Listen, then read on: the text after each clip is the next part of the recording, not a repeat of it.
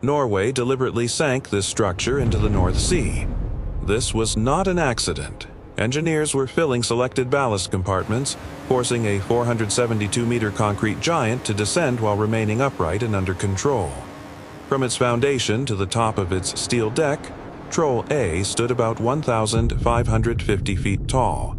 In its final position, most of that height would disappear beneath the surface. But before the platform could stand permanently in more than 300 meters of water, its enormous concrete base first had to float. 4 hollow shafts then rose from that base while the structure remained in deep Norwegian fjord water. A steel topside weighing more than 20,000 metric tons was built separately and transferred onto the shafts without lifting the complete platform with one conventional crane. Then 10 tugboats began towing the tallest human-made structure ever moved toward the Troll gas field. At the offshore site, engineers had to remove its buoyancy gradually, keep the platform level, and position the base above one exact area of seabed. Then, as ballast increased its downward load, foundation skirts beneath the base had to penetrate deep into the soil. So how did Norway build a concrete skyscraper that had to float first and then sink on purpose? The answer begins with the part of Troll A that would eventually disappear beneath the sea, its enormous cellular concrete base. Troll A was built for the Troll gas field, about 65 kilometers or 40 miles west of Kolsnes, near Bergen. At the platform location, the North Sea was approximately 303 meters deep. That is nearly 1,000 feet of water. The project needed a fixed offshore structure capable of supporting wells, major equipment, and accommodation while resisting decades of wind, waves, and currents. The chosen solution was a 4-shaft condeep gravity base, an enormous reinforced concrete structure designed to float during construction and later rest permanently on the seabed. The project had originally considered a much heavier offshore processing platform, but much of the gas processing was later moved ashore to Kolsnes.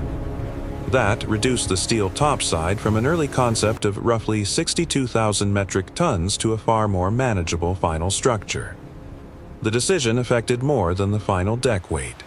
Every metric ton removed from the topsides reduced demand on the concrete shafts and made the later mating and towing operations more manageable. Troll A still needed drilling, well control, compression, and living systems offshore. But it no longer had to carry the complete processing plant above the waves. The platform was still enormous. Its concrete substructure rose approximately 369 meters from the bottom of the base to the tops of the 4 shafts. The broad lower foundation was divided into repeated cells by reinforced concrete walls. These cells stiffened the base, enclosed large watertight volumes, and created spaces that could be used for ballast. Above them, 4 hollow concrete shafts connected the foundation to the steel topsides. The 4-shaft layout was not selected for appearance. Its spacing and geometry had to support the deck, resist wave loading, remain stable while floating, and match the expected seabed conditions. This hidden concrete structure would use approximately 245,000 cubic meters of concrete and about 100,000 metric tons of reinforcing steel. The dry gravity base alone weighed roughly 656,000 metric tons. That creates the project's first contradiction. How can hundreds of thousands of metric tons of concrete float? A steel ship floats not because steel is lighter than water, but because its hollow hull displaces a greater weight of water. Troll A used the same principle. Its cellular base and 4 hollow shafts enclosed enough watertight volume for the structure to displace an extraordinary amount of seawater. The upward force from that displaced water could support the concrete giant, as long as the structure remained lighter than the water it displaced. Troll A did not float because its concrete was unusually light. It floated because its hollow geometry displaced an extraordinary volume of water. The same compartments that created buoyancy also allowed engineers to control it. Pumping water into selected cells increased the platform's weight and pushed it deeper. Removing water reduced the weight and allowed it to rise. But engineers could not treat the base as one giant tank. Where the ballast entered mattered. Too much water on one side could create heel or side-to-side tilt. Unequal ballast across the base could also change trim, producing a difference in draft from one end of the structure to the other. Pumps, pipes, valves, and monitoring systems therefore had to control separate compartments throughout construction, mating, towing, and final installation. The base was both a permanent foundation and a temporary marine vessel. Construction began in 1991 at a site near Stavanger. The lower cellular foundation was built where workers could control reinforcement, formwork, concrete placement, and dimensional accuracy. Inside the foundation, structural walls, ballast spaces, and mechanical systems had to share the same enormous volume. Embedded pipework passed through concrete that would later separate controllable ballast compartments. The base was not merely a heavy slab. It was a watertight vessel, a load distribution structure, and the future interface with the seabed. This base had to carry enormous long-term loads after installation, but before it reached the seabed, it also had to survive conditions that ordinary building foundations never experience. It had to float. It had to be towed. It had to support a construction site. It had to remain watertight through major changes in draft. And it had to accept the loads from 4 shafts and a massive steel deck. Even before float-out, engineers had to think several stages ahead. A ballast compartment needed during shaft construction could later help control deck mating or final descent. The construction sequence was therefore part of the structural design. Once the lower base had gained sufficient strength and watertight integrity, it was floated into deeper fjord water. The construction site itself became a floating vessel. The deeper water gave engineers the vertical space needed to continue building the 4 shafts. They used continuous slipforming. In a slipform operation, workers place reinforcement, embedded components, and fresh concrete into formwork that rises slowly and almost continuously. Concrete enters near the top. As the form moves upward, concrete that has developed enough early strength emerges below it. The method can create extremely tall walls with fewer conventional construction joints. But the entire process must remain synchronized. Concrete supply, reinforcement placement, embedded systems, and the moving formwork had to progress together.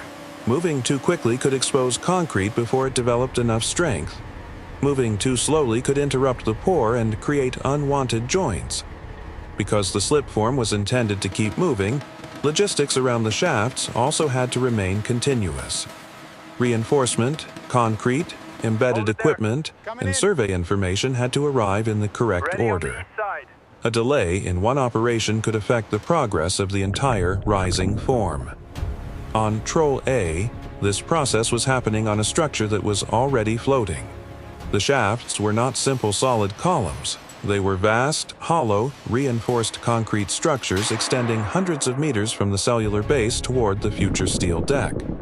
Their walls had to resist water pressure during deep ballasting, bending from waves and currents, deck loads, and temporary forces during towing and installation. As the shafts rose, the platform became heavier and presented more surface area to the wind. The relationship between its center of gravity and center of buoyancy changed. Ballast had to be adjusted as construction progressed so the structure remained stable and close to level. Survey teams continuously checked geometry and verticality. A small alignment error near the base could become far larger by the time a shaft reached full height. The 4 shafts also had to finish in the correct relationship to one another. Each one would later meet a specific support point beneath a separately constructed steel deck. While the concrete structure rose in the fjord, the deck was being built at Akerstord. The steel topsides contained the working platform above the sea. Well and drilling systems, gas handling equipment, utilities, accommodation, and structural framing. They weighed more than 20,000 metric tons. A single ordinary crane could not simply lift the complete deck hundreds of meters into place. Instead, engineers used a 3-stage deck mating operation. First, they sank the concrete gravity base deeper. Second, they floated the topsides over the 4 shafts. Third, they pumped ballast out of the concrete base so the shafts rose into the deck. The gravity base and topsides were brought to deep, sheltered water at vats. Water was added to selected ballast compartments. The concrete structure became heavier and descended until the upper ends of the 4 shafts approached the water surface. The steel topsides, supported in a floating condition, were then moved over the submerged shaft tops. Because both structures were floating, even small waves could move them differently. The operation therefore required sheltered water, tight positioning, and continuous ballast adjustment. Engineers were controlling 2 massive floating systems at once. The topsides had to remain centered while the gravity base changed draft beneath them. The water level, the 4 shaft elevations, and the support reactions all had to converge within one carefully managed sequence. The deck support points had to align with the 4 shafts. Clearances were limited. Contact at the wrong point, or at the wrong time, could concentrate a large share of the deck load onto one support while the others remained clear. Once the structures were aligned, engineers reversed the ballast process. Water was removed from selected compartments. The gravity base became lighter relative to the water it displaced and began to rise. The shaft tops moved gradually toward the deck supports. The first contact had to be controlled. The load could not suddenly transfer onto one shaft. Ballast adjustments continued while all 4 supports engaged and the deck load moved progressively from its floating supports into the concrete structure. The platform did not receive its topsides through one giant lift. The foundation was lowered beneath the deck and then raised into it. By early 1995, the concrete gravity base and steel topsides had become one complete 472-meter platform. But Troll A was still inside sheltered Norwegian water. Its permanent foundation lay more than 200 kilometers or more than 120 miles away in the North Sea. Before departure, engineers established a carefully selected towing draft. Approximately 225 meters of the platform were already below sea level, while more than 245 meters remained visible above the surface. The underwater base and shafts created enormous resistance to currents. The exposed shafts and topsides presented a vast surface to the wind. Troll A had no propulsion system for the journey. 10 tugboats would control it. On May 10, 1995, 8 tugs began pulling from ahead, while 2 additional vessels helped steer from behind. The platform moved at only about 1 to 2 knots, roughly walking speed. But slow did not mean simple. The tow route moved from sheltered fjord water into a far less protected marine environment. Towing forces had to be adjusted gradually because the platform responded slowly and carried enormous momentum. Wind acting on the topsides could push the upper structure in one direction. Currents acting on the submerged base could push the lower structure in another. Waves moved the platform and repeatedly changed the loads in the towing lines. The tugs did not carry the platform's vertical weight. Buoyancy did that.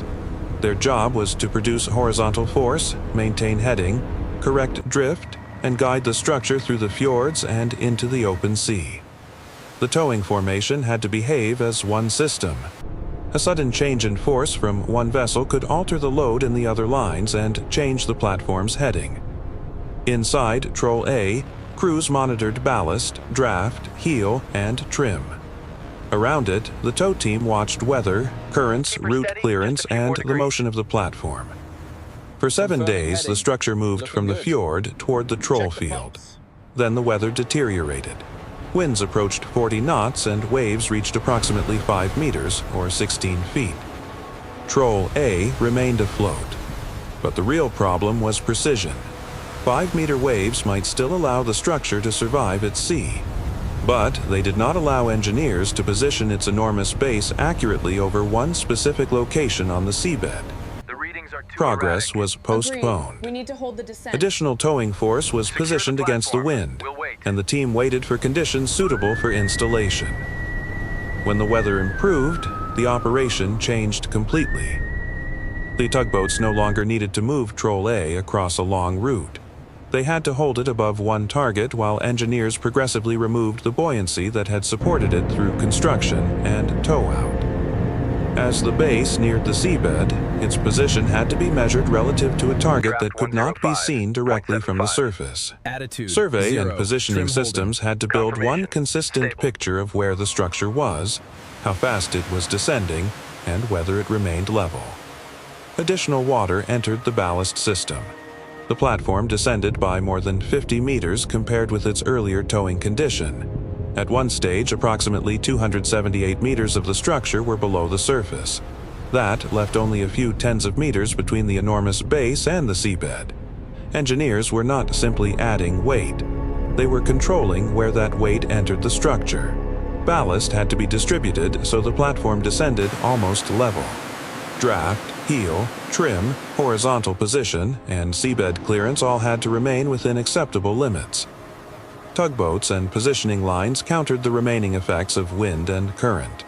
The water still carried most of the platform's weight, but the clearance below the base continued to shrink. Unequal flooding could tilt the structure. Excessive horizontal movement could place the base outside the intended foundation area. An uncontrolled increase in ballast could produce an unacceptable descent rate. The final meters required patience. The seabed was not a perfectly rigid slab. It was a soil foundation with its own strength, compressibility, and variation.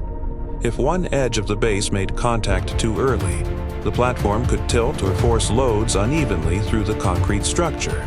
The approach, therefore, remained slow. Position and attitude were continuously monitored, while buoyant support decreased. On May 17, 1995, Troll A reached the North Sea seabed. For the first time, the structure's weight was no longer being carried primarily by displaced seawater. It was being transferred into the seabed. But touchdown did not complete the foundation. Vertical skirts projected beneath the cellular base. As ballast increased the downward load, these skirts penetrated approximately 36 meters, or 118 feet, into the seabed soil. They were not conventional piles installed later by a separate vessel. They were part of the gravity base itself. The broad base carried the enormous vertical load. The embedded skirts confined soil beneath the structure and increased resistance to sliding and overturning. Ballast could be adjusted as penetration continued, helping the platform reach its final position while remaining level. The foundation did not reach full resistance at the first moment of contact. Its behavior developed as more of the platform's weight transferred into the ground and the skirts moved deeper into the soil. In its installed operating condition, including ballast, Troll A exceeded 1.2 million metric tons. Once the foundation reached its final state, the platform no longer required a permanent mooring system. Gravity, broad seabed contact, and deep skirt penetration held it over the field. Physical installation was still not the end of the project. Offshore hookup, wells, pipelines, control systems, testing, and commissioning continued. Gas production began in 1996, while much of the processing occurred ashore at Kolsnes. From the surface, Troll A appears to be an enormous industrial platform rising high above the North Sea, but most of its engineering structure remains hidden. Below the waves, 4 concrete shafts extend toward a cellular base embedded in the seabed. That hidden structure made every earlier phase possible. It provided the volume that allowed Troll A to float. It contained the compartments that controlled ballast. It stabilized the platform while the shafts grew. It descended so the topsides could be installed. It supported the tow across the sea. And finally, it transferred more than 1 million metric tons of installed weight into the seabed. Troll A was built for the seabed, but it could reach the seabed only by behaving like a vessel first. Its greatest achievement was not simply that it stood 472 meters tall, or that it became the tallest human-made structure ever moved. It was that engineers controlled every transition between 2 opposing systems. First, the sea carried the structure. Then, one carefully measured ballast operation at a time, the structure surrendered its buoyancy until the sea stopped carrying it and the seabed took the load.